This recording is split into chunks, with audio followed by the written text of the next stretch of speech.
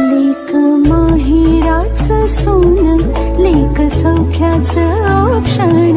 लेक बासरीची धून, लेक अंगणी पैंजण, लेक चैतन्याचे रूप,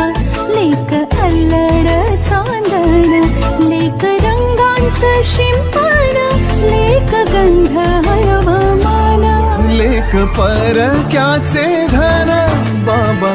तुटतो आतून, आला गोठलेला क्षण, शुभ मंगल कन्यादान